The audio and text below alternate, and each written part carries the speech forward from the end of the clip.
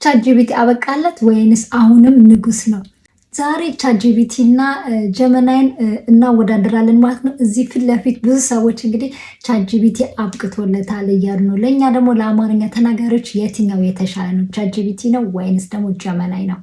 ጀመናይ እንግዲህ የጉግል ምርት ስለሆነ ጉግል ላይ ብዙ ሰርች የሚደረጉ አዳዲስ ኢንፎርሜሽን እና ምርጥ ትኩስ ዜናዎችን ያገኛል ማለት ነው። ስለዚህ ሰርች የምታደርጉ ሰዎች እና ሪሰርች ላይ የሚሰሩ ሰዎች እንዲሁም ደግሞ ተማሪዎች ጀመናይን ይመርጣሉ ማለት ነው። ለምሳሌ ዛሬ የአየር ጸባይ ምንድን ነው ብትሉት ወዲያውኑ በዛች ሰዓት ውስጥ ያለችውን ትክክለኛና ፈጣን መረጃ ይነግራችኋል ማለት ነው። ጀመናይ ፑል ያለውን አየር ጸባይ ልንገረው።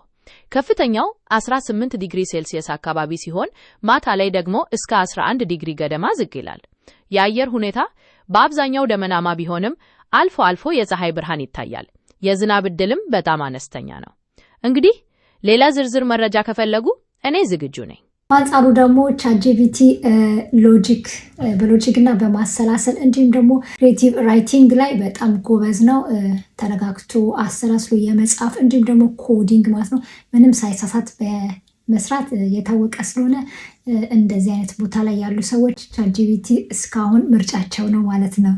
ውሳኔ እንግዲህ የእናንተ ነው። እዚህ ጋር በተለይ ደግሞ ለእኛ ለአማርኛ ተናጋሪዎች ማለት ነው፣ በተለይ ለእኔ እስከዛሬ እየተጠቀምኳቸው ሁለቱንም ኤአዮችን ተጠቅም ያለው ማለት ነው። ለእኔ ምርጥ ኤአይ ሆኖ ያገኘሁት ጀመናይ ነው ማለት ነው። ምክንያቱም ደግሞ አንደኛ ፈጣንና ትኩስ መረጃዎችን አገኝበታለሁ፣ ሁለተኛ ደግሞ አማርኛ በደንብ ስለሚጠቀምና በደንብ ስለሚጽፍ ስራዬን እጅግ በጣም አቅልሎልኛል ማለት ነው።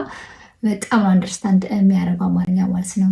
በተለይ ደግሞ ፍሪ ስለሆነ ቻትጂፒቲ ግን ፍሪ ያልሆነ ቨርዥኑ ትንሽ አማርኛ ይከብዳል ማለት ነው።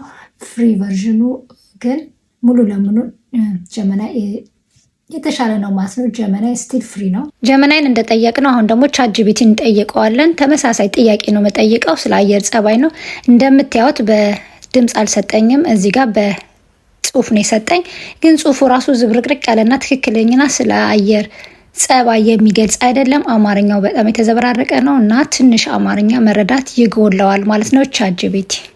እኔ እንግዲህ አሁንም ለሰርች ጀመናይን መርጣለሁ ማለት ነው።